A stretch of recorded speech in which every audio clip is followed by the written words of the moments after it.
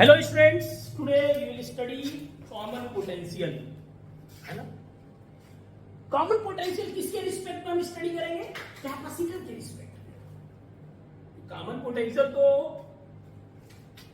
किसी के रिस्पेक्ट में डिस्कस किया जा सकता है, but today we will discuss the common potential with respect to capacitor. आपको मालूम होना चाहिए कि चार्ज का फ्लो हमेशा हायर पोटेंशियल से, पॉजिटिव चार्ज अगर है वो तो हायर पोटेंशियल से लोअर पोटेंशियल की तरफ फ्लो करता है। पॉजिटिव चार्ज की तरफ फ्लो करेगा from positive charge will flow from higher potential to lower potential, और नेगेटिव चार्ज है तो लोअर टू हायर। हाँ, आप ये सीधे नहीं कह सकते कि charge flows from higher potential to lower potential, wrong. अगर आप कहते हैं charge flows from higher potential, it depends upon the polarity of the charge. अगर वो पॉजिटिव चार्ज है तो हायर पोटेंशियल से लोअर पोटेंशियल की तरफ फ्लो करेगा, और अगर नेगेटिव चार्ज है तो लोअर पोटेंशियल से। हाँ, तो कोई भी बात है, कोई भी बात, उसमें चार्ज का फ्लो होता है। क्यों होता है? पोटेंशियल के डिफरेंस की वजह से। अगर दो बॉडीज को हम अटैच करते हैं एक दूसरे से और दोनों के ऊपर चार्ज है और पोटेंशियल है, डेफिनेट सी बात है, चार्ज है तो पोटेंशियल है, और पोटेंशियल है तो डेफिनेट सी बात है, अगर सेम पोटेंशियल नहीं है तो चार्ज एडजस्ट करेगा, इधर से उधर फ्लो करेगा, और एडजस्ट करके ऐसा एडजस्ट करेगा कि दोनों कैपेसिटर पे, दोनों सिस्टम पे, दोनों बॉडीज पे पोटेंशियल सेम हो जाए। ये कॉन्सेप्ट है, कॉन्सेप्ट है। तो जब हम दो कैपेसिटर को कनेक्ट करते हैं, सपोज मैं एक जनरल आइसोलेटेड स्फेरिकल कैपेसिटर बना रहा हूं, general isolated spherical capacitor. Suppose this is a capacitor, this is also capacitor. ये दो कैपेसिटर है हमारे पास, ध्यान दीजिएगा। इस कैपेसिटर का कैपेसिटेंस C1 है, इट्स वोल्टेज इज V1। इसका कैपेसिटेंस C2 है, वोल्टेज V2 है। अब ये अलग अलग वोल्टेज पे है। मैंने क्या किया, सपोज इन दोनों को कनेक्ट करने के लिए यहां एक स्विच लगा रखी है मैंने। As soon as I will close the switch, the charge will flow because I am taking it positive. The charge will flow from higher potential, positive charge will flow from higher potential to lower potential, और ये flow कब तक होता रहेगा? कब तक होता रहेगा ये फ्लो? जब तक कि दोनों का रॉन्ग, जब तक कि दोनों का पोटेंशियल सेम ना हो जाए। चार्ज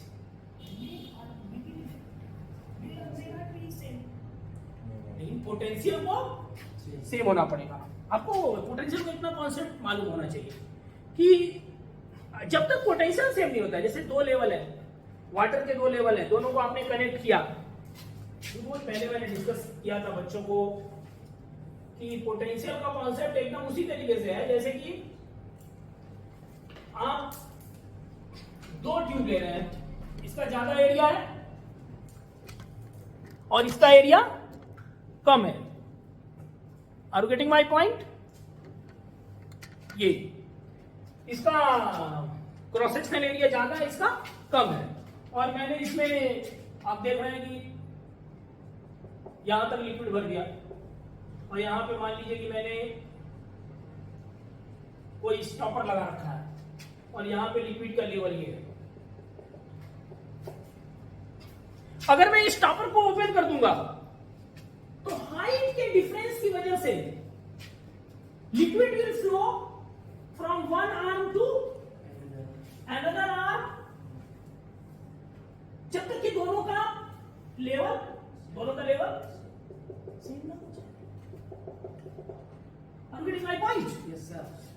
तो एक्चुअल में जो रोल यहां पर हाइट का डिफरेंस प्ले कर रहा है लिक्विड के फ्लो के लिए, लिक्विड के फ्लो में जो हाइट का डिफरेंस रोल प्ले करता है, चार्ज के फ्लो के लिए वही रोल पोटेंशियल डिफरेंस प्ले करता है। It is so simple. जो रोल हाइट का डिफरेंस लिक्विड के फ्लो में प्ले करता है, वही रोल चार्ज के फ्लो के लिए पोटेंशियल का डिफरेंस प्ले करता है।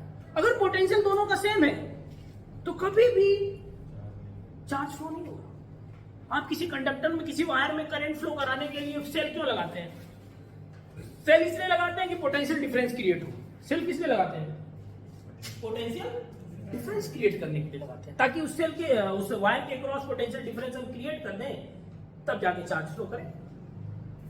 अगर पोटेंशियल डिफरेंस क्रिएट नहीं कर पाएंगे आप, तो चार्ज फ्लो नहीं करेगा। और आप देख रहे हैं कि इस आर्म में अमाउंट ऑफ वाटर डिफरेंट है और इसमें अमाउंट ऑफ वाटर, जरूरी नहीं है कि चार्ज सेम होने पर फ्लो रुके। नहीं नहीं नहीं, ये देखिए हाइट सेम होने पर फ्लो रुक गया, अमाउंट ऑफ वाटर इसमें कम है, इसमें ज्यादा है, लेकिन फिर भी फ्लो रुक गया, क्योंकि हाइट दोनों की सेम हो गई। एच दोनों की हाइट सेम हो गई। उसी तरीके से चार्ज जब फ्लो करता है तो वो तब तक फ्लो करेगा जब तक कि दोनों का पोटेंशियल सेम ना हो जाए। अमाउंट ऑफ चार्ज पे डिपेंड नहीं करेगा कि जब तक चार्ज ना सेम हो जाए तब तक फ्लो करना है। नहीं नहीं नहीं, depends upon the level of potential. Potential के लेवल पर डिपेंड करेगा ये कि जब पोटेंशियल का लेवल दोनों का सेम हो जाएगा तो फ्लो रुक जाएगा। Are you getting my point? अब देखिए, इसको इस तरीके से मैं समझा रहा हूं।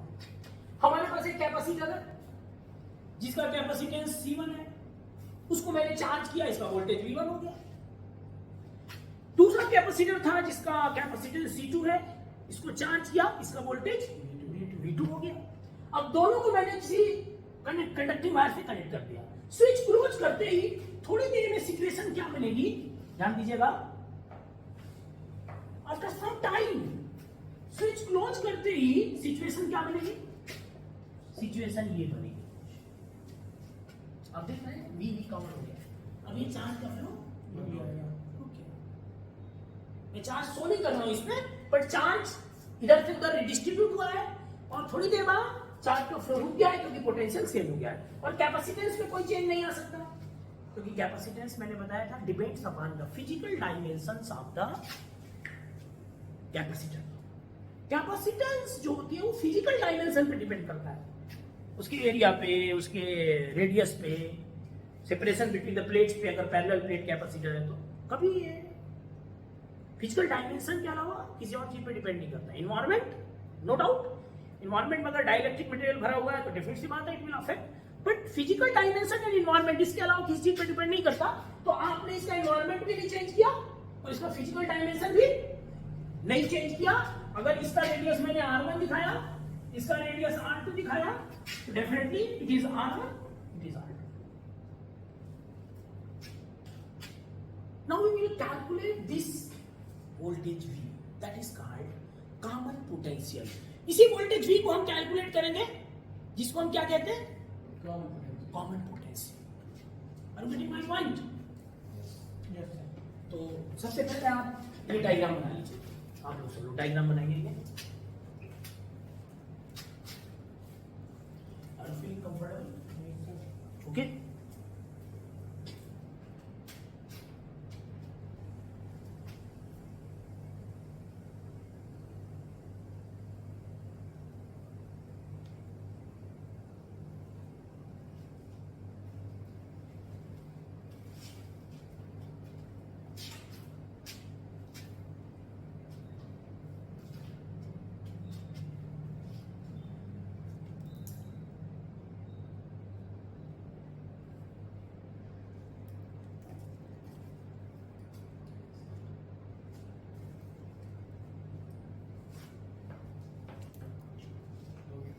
गुड। डायग्राम लिखिए। When two capacitors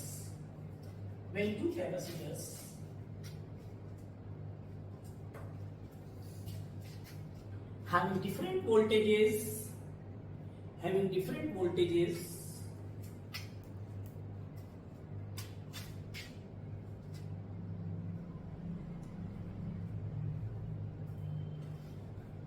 are connected with each other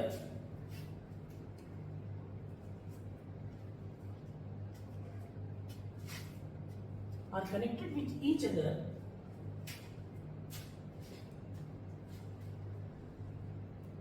then charge will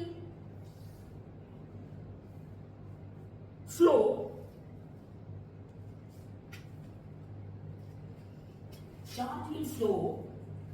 from the capacitor of, charge का मतलब है पॉजिटिव चार्ज है ना, charge will flow from the capacitor of higher potential,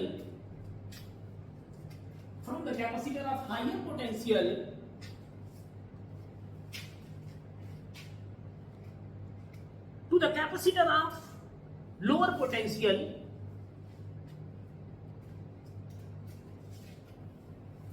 unless the two capacitors achieve the same potential. Unless the two capacitors achieve the same potential, known as common potential.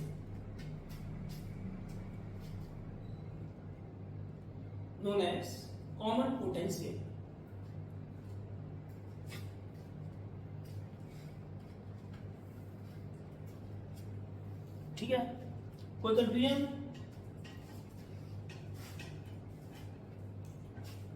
अब इसकी value कैसे calculate करेंगे, है ना? हम common potential की value कैसे calculate करेंगे? Let us see here how we calculate the value of common potential. Definitely V is the common potential. और अगर हम किसी सिस्टम का वोल्टेज, कैपेसिटेंस और चार्ज को रिलेट करना चाहते हैं, हम किसी सिस्टम के अंदर वोल्टेज, कैपेसिटेंस और चार्ज को रिलेट करना चाहते हैं, तो what we will write? How we will relate voltage, capacitor and charge? Yes, you. Q is equal to CV. So simple. Q is equal to CV. Thus, we can write Q is equal to CV. Be alert. मैं किसी से भी question कर सकता हूँ, एकदम alert रहिए हमारे को. तो Q is equal to CV. Q, अब यहाँ मैं सिस्टम की बात कर रहा हूँ, तो Q टोटल वाल कर लेता हूँ, C इक्विवेलेंट कर लेता हूँ, और V कॉमन तो है. भाई मैं सिस्टम की बात कर रहा हूँ ना, सिस्टम का पोटेंशियल का होगा सेम कॉमन पोटेंशियल, तो इसको मैं V कॉमन बोल दे रहा हूँ, common. So what you can write about common potential? V common is equal to Q total upon C equivalent. Getting my point? Yes, sir. अगर मैं किसी तरीके से Q total और C equivalent ला के यहाँ रख दूं, तो हमें रिजल्ट मिल जाएगा. Is it clear? Yes, sir. Good. तो V common can be written as Q total. कौन बताएगा Q total क्या है? Who will explain about Q total? Total charge. Similar है. What will be the amount of Q total? Total charge क्या है वो तो मुझे भी मालूम है. Total charge है. Q1 plus Q2 upon 2. Q1 plus C1 V1 plus C2. Permanently it is stored. C1 plus Be very careful. Huh? Very good. C1 V1 is the charge initially on capacitor 1, and C2 V2 is the charge here. You know that conservation of charge. Charge can neither be created or destroyed. Charge conserve रहता है ना system का. Yes, sir. System का charge और conserve रहता है अमन. अगर system का चार्ज कंजर्व होता है तो बताइए शुरू में सिस्टम पे कितना चार्ज था? Serious. What was the charge on the system initially? C1 V1 plus C2 V2. Good. C1 V1 plus C2 V2 was the total charge on the system. Whether the charge will be changed when the position is configuration is different? Nothing. It will not change because the charge and the system will remain. तो मैं इस charge की value को यहाँ से निकाल के यहाँ पुट कर सकता हूँ. Isn't it? Yes, sir. Thus we can write C1 V1 plus C2 V2 divided by. Now it is the time to put equivalent capacitance. What will be the equivalent capacitance? Whether these two capacitors are in series or in parallel? Yes. whether these are in series or in parallel. Series. Definitely, these two capacitors are in Series. parallel. क्या भी तुम लोग? What is the concept of series and parallel? If the potential across each capacitor is same, then capacitors will be in parallel. अच्छा आपने ये continuation देख के बोल दिया। थोड़ा सा उससे ऊपर सोचिए, है ना? जो चीजें सीधे दिखाई देती हैं उससे ऊपर सोचिए। आपको नॉलेज, अगर आपको कॉन्सेप्ट बिल्डअप हो रहा है, थोड़ा सा कॉन्सेप्चुअल बात करिए। जो दिखाई दे रहा सीधे वही स्ट्रेट फॉरवर्ड बोलते रहा। एक्चुअल में इन दोनों के अक्रॉस जो पोटेंशियल है वो सेम है, और जब पोटेंशियल सेम होता है दोनों कैपेसिटर के अक्रॉस तो क्या माना जाता है? पैरेलल में माना जाता है। यानी और पैरेलल में इक्विवेलेंट कैपेसिटेंस क्या बनेगा? C1 plus C2. C1 plus C2. This is the formula for the common potential. यही फार्मूला कॉमन पोटेंशियल का है. Are you getting my point? Yes sir. यानी कॉमन पोटेंशियल क्या होता है? C1 V1 plus C2 V2 upon C1 plus C2। अगर दो capacitor थे, आपने उनको कनेक्ट किया, कनेक्ट करने से पहले उनका वोल्टेज V1 V2 था, कैपेसिटेंस C1 C2 था। कनेक्ट होने के बाद जो कॉमन पोटेंशियल बना वो C1 V1 plus C2 V2 upon C1 plus C2। Are you getting my point? सारे बच्चों को समझ में आ गया नहीं आया? Yes sir. Raise your hand. Those who have understood. Good. 100%. Okay. Note it down. Yes.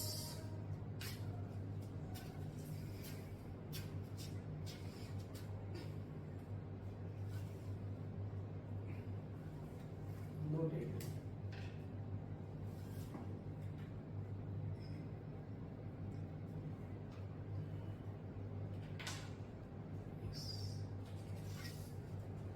Now that is a problem. ये problem नहीं है।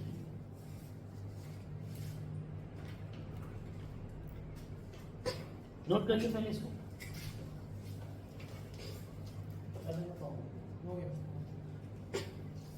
There are two capacitors.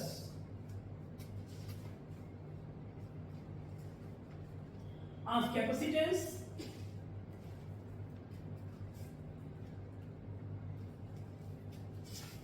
4 microfarad and 6 microfarad.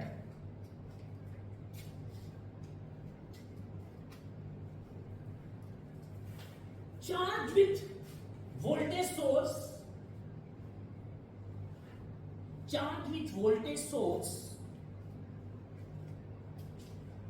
6 volt and 8 volt respectively. Charged with voltage source 6 volt and 8 volt respectively.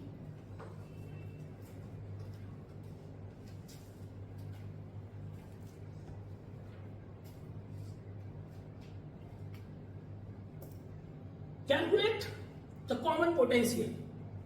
Calculate the common potential.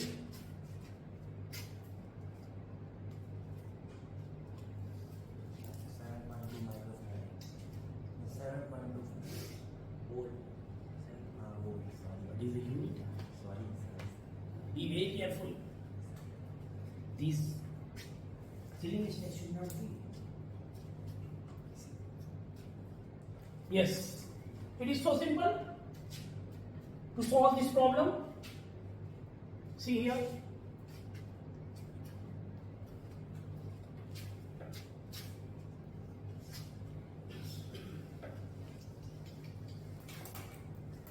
It was so simple. मैंने आपको क्या दिया था? C1 कितना दिया था? 4 माइक्रोफैरड का एक कैपेसिटर था, और इसका इनिशियल वोल्टेज कितना दिया था? 6। और दूसरा कैपेसिटर क्या है? 6 माइक्रोफैरड। इसका वोल्टेज कितना दिया मैंने? 8 वोल्ट। 8। अब ये जब कनेक्ट कर दिया मैंने तो कॉमन पोटेंशियल निकल जाता है। यहाँ मैं दिखा रहा हूँ इसको। V कॉमन, इस पर क्या लिखा जाएगा? C1 V1 plus C2 V2 upon C1 plus C2. 24 plus 48 upon 10, 72 by 10, 7.2 volt. अब देखिए ये चार्ज जो माइक्रो कूलम में है और ये भी माइक्रो फेरेड में, तो माइक्रो माइक्रो ऊपर नीचे से कैंसिल हो जाएगा, तो आंसर आपका वोल्ट में आ जाएगा. SI system. ये मत सोचिएगा सर माइक्रो माइक्रो में रख दे रहे हैं डायरेक्ट, तो आंसर वोल्ट में कैसे आ जा रहा है. नहीं नहीं, ऊपर नीचे का माइक्रो अगर नहीं भी आप रखते हैं 10⁻⁻⁶, तो भी डायरेक्टली आंसर वोल्ट में लिख सकते हैं आप. ओके, लेकिन this type of the beginners should be very careful. तो बिगिनर्स इनको बहुत केयरफुली स्टडी करनी चाहिए, क्योंकि पहली बार में जो अगर आप गलत सीख लेंगे तो उसको एलिमिनेट करना बहुत मुश्किल हो जाता है. तो बिगिनर्स को मैं कहता हूँ थोड़ा सा टाइम आप लीजिए, टाइम लेके सीखिए, लेकिन जो सीखिए सॉलिड एक्यूरेट सीखिए. Getting my point? Okay, right on. Next problem. Yes, a capacitor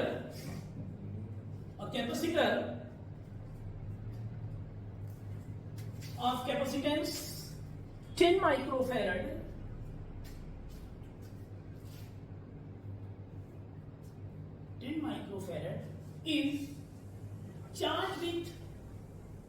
is charged with 12 volt supply. Is charged with 12 volt supply.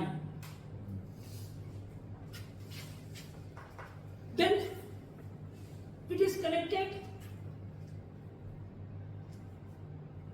in parallel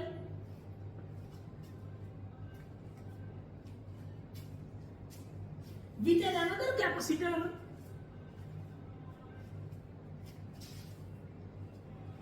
of capacitance 40 microfarad.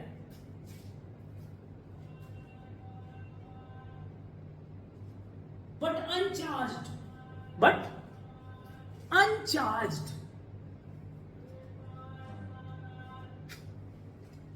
Find the common potential.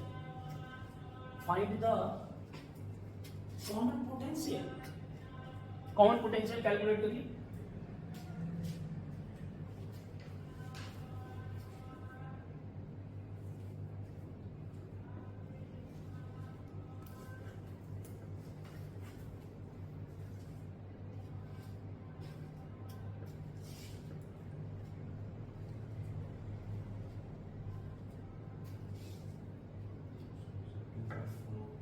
कितना होगा?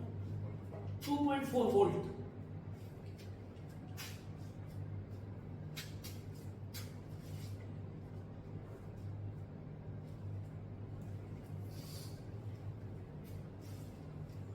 Other students?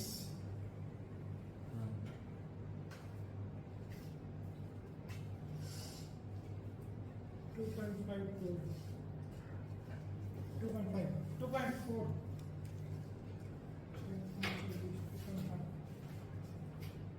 2.4. So it is a simple concept for calculating the common potential. इसमें हम आगे और भी problems पे बात करेंगे. कुछ टॉपिक्स हैं उसको मैं क्लियर कर दूं पहले. जैसे loss of energy in redistribution of charges. This is also very important topic in the board. तो इसको मैं क्लियर करता हूँ.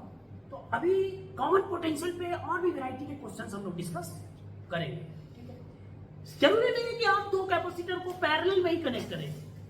आप अगर किसी दूसरे तरीके से सीरीज कनेक्शन देने लगते हैं, या अगर पॉजिटिव प्लेट को पॉजिटिव से नहीं निगेटिव से कनेक्ट करके देखते हैं, तो उस टाइम हम कैलकुलेशन कैसे करते हैं, कैसे सोचते हैं, everything will be discussed.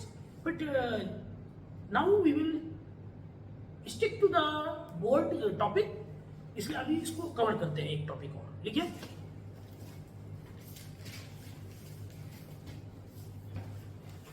Loss of energy in redistribution of charges. Topic और लिखिए, loss of energy in redistribution of charges. Loss of energy in redistribution of charges.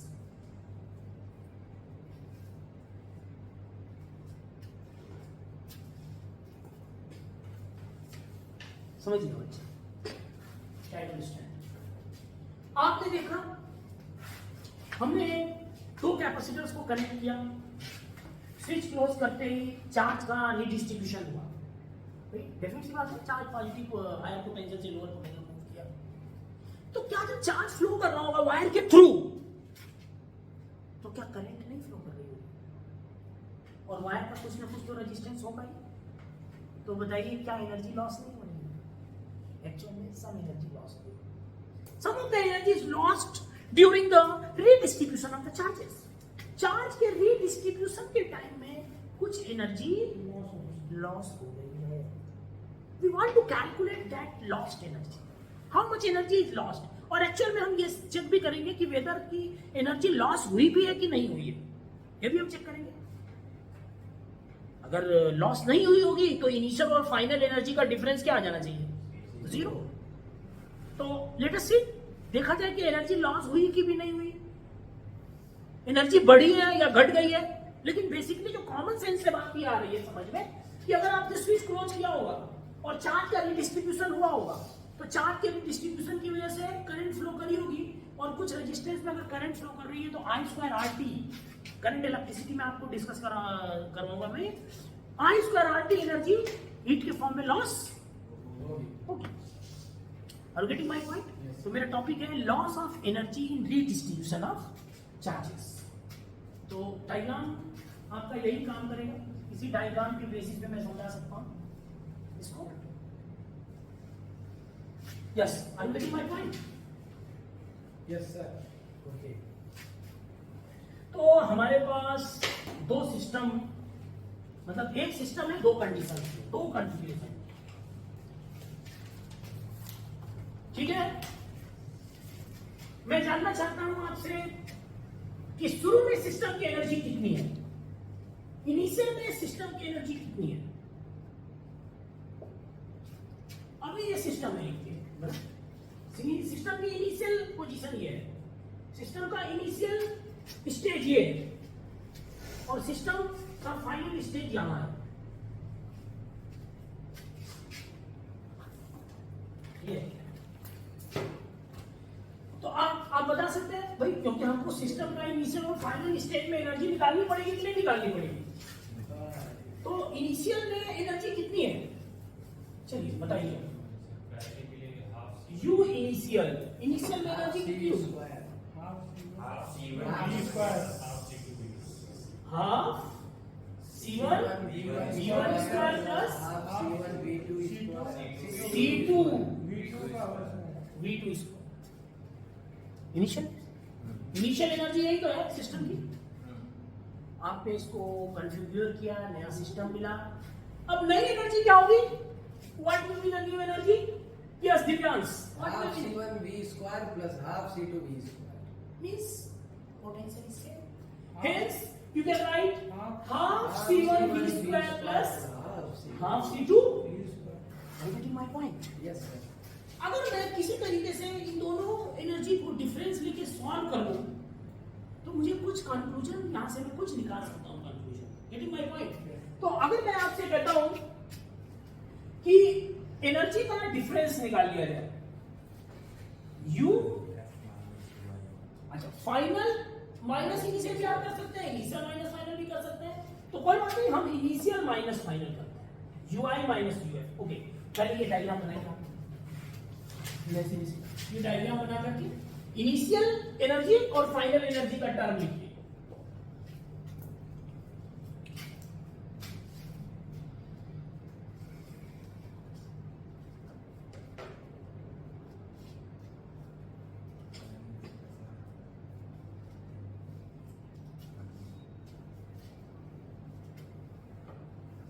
किसी को कोई confusion? No sir.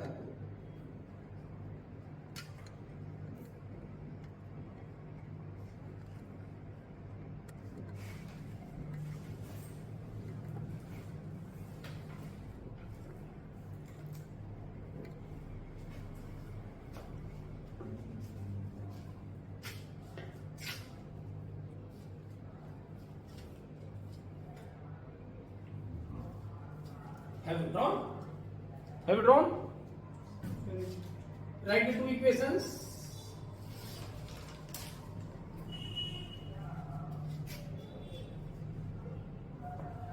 I will write half C1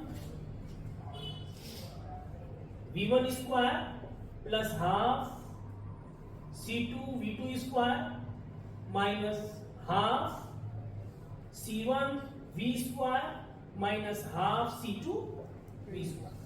Isn't it? Yes, sir. Okay. Now,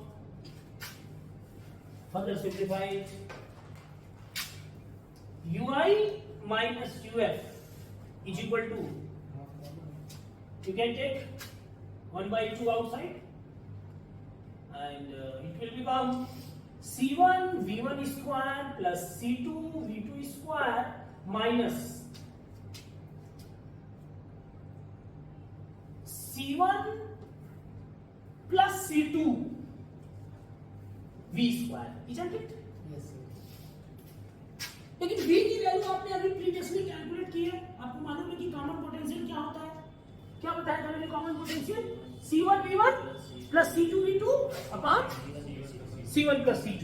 Thus, the change in energy half C1 V1 square plus C2 V2 square minus C1 plus C2.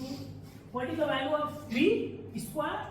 That is C1 V1 plus C2 V2 upon C1 plus C2 the whole square. या इसको आप अलग अलग ही square कर लीजिए, कोई दिक्कत की बात नहीं है. इसको ब्रैकेट में कर लीजिए. ये अलग से स्क्वायर है और ये अलग से स्क्वायर है. Is it clear? कोई confusion?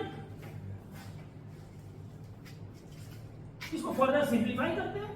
Delta U is equal to half, देखिए C1 प्लस C2 से C1 प्लस C2 कैंसिल हो गया, तो आपको क्या मिलेगा? इसको सॉल्व करिए. You will get C1 square V1 square plus C1 C2 V2 square plus C1 C2 V1 square plus C2 square V2 square minus C1 square V1 square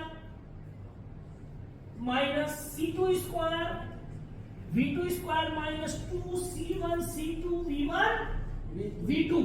Isn't it? Yes, sir. Check it. Divided by C1 plus C2. Calculation check करिएगा. आपको calculation समझ में आ रहा दिखाई दे रहा है? Yes, sir. Simple calculation है, आप खुद से इसको करिए. तो what will be the cancellation? Cancellation किसका किसका हो जाएगा? देखिए तो this will be cancelled by this This will by this. and this will be cancelled by this, and what you will get? You will take C1 C2 common. आप C1 C2 को common ले लेंगे. आप C1 C2 को common ले लेंगे तो आपको क्या मिलेगा? Delta U is equal to half C1 C2. Bracket में क्या होगा? नीचे C1 प्लस C2 रहेगा. ब्रैकेट में क्या होगा? V1 square plus V2 square minus 2V1 V2. Isn't it? Isn't it? V1 square plus V2 square minus 2V1 V2. Or what is this? This is delta U is equal to half C1 C2 V1 minus V2 the whole square upon C1 plus C2. This is the result. आप देख रहे हैं इस result को ध्यान से देखिए. Definitely देखिए कैपेसिटी कभी निगेटिव होगी नहीं, है ना? आपने कभी -5 लीटर की का कोई वेसल खरीदा है? कैपेसिटी हमेशा क्या होगी? पॉजिटिव होगी. तो कैपेसिटर की कैपेसिटी C1 C2 कभी निगेटिव नहीं हो सकती. और V1 माइनस V2 का होल स्क्वायर हो गया है. अगर वो निगेटिव भी होगा तो वो डेफिनेटली पॉजिटिव ही आएगा. तो ये होल टर्म क्या आ रहा है? Positive. The whole term is positive. What does it mean? इसका क्या मतलब हुआ? इसका मतलब हुआ कि एक्चुअल में जब आपने इनिशियल पोटेंशियल एनर्जी को फाइनल एनर्जी से सब्सट्रैक्ट किया, when you have perform ui minus uf, तो आपकी वैल्यू क्या आ रही है? इसका मतलब लॉस हो रहा है एक्चुअल में, क्योंकि शुरू में एनर्जी ज्यादा थी, बाद में कम हुई, तभी ना ये पॉजिटिव आ रहा है। इसका मतलब एक्चुअल में एनर्जी लॉस होती है, और ये एनर्जी लॉस होके कहां जाती है? आपके कनेक्टिंग वायर में हीटिंग के फॉर्म में चली जाएगी।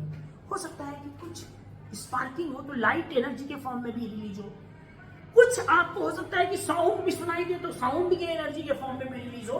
तो this energy goes to the environment in the form of heat, sound, light, etc. Are you getting my point? Yes, sir. Note it down.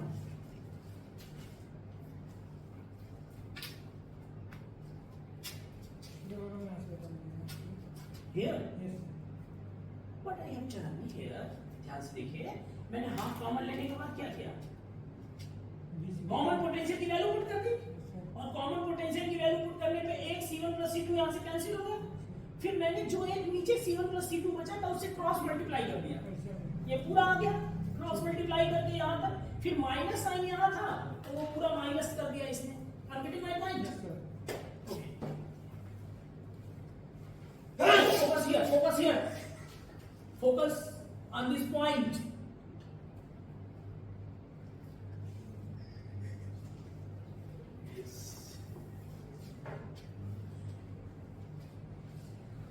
अब नीचे लिखिए, डेल्टा यू पॉजिटिव तो लिखिए आपने, नीचे लिखिए, thus we see that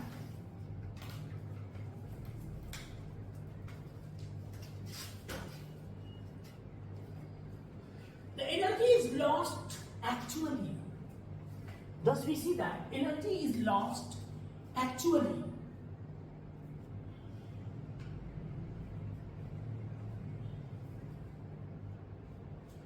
Which goes to the environment,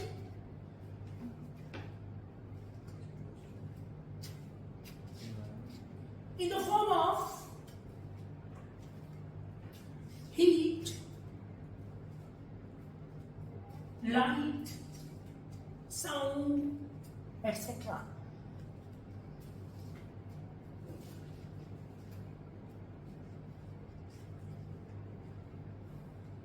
Is it clear?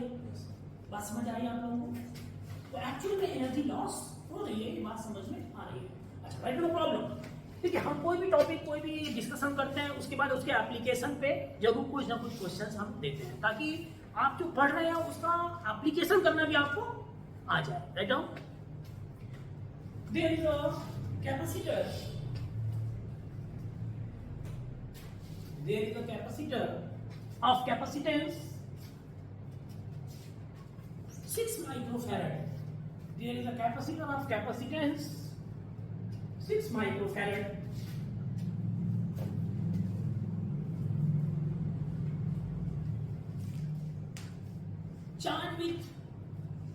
Charged with battery of 4 volt.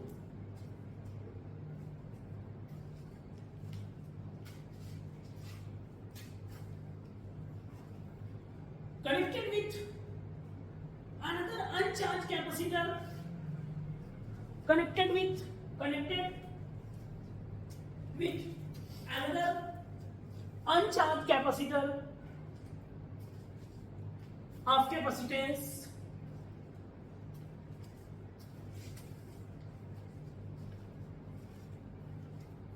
4 microfarad. Find the loss of energy in redistribution of charges. Find the loss of energy in redistribution of the charges.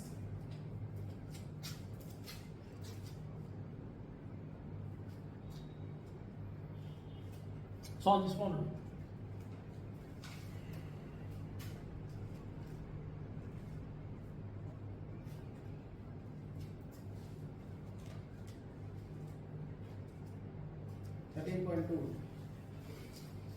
Huh?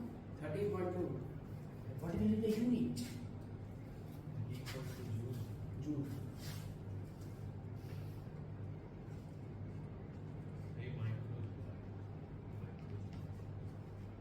19.2 microjoule. Joule or microjoule? Microjoule. You can see from here. Here there are the product of two capacitors. दो capacitor का यहाँ product है capacitance का, तो micro micro दो बार है यहाँ पे, और कैंसिल कितनी बार होगा? सिर्फ एक बार कैंसिल होगा, तो एक माइक्रो तो बच जाएगा ना। ये देखिए, ये सब कुछ आपको याद करने की जरूरत नहीं है बेटा। देखिए यहाँ C1 C2 दो माइक्रो का प्रोडक्ट है, और आपका नीचे से एक माइक्रो कैंसिल होगा, तो एक माइक्रो तो बच जाएगा ना, तो result will come in माइक्रोजूल। 19.2 microjoule. Means 19.2 microjoule energy is lost during the redistribution of the charges. Are you getting my point?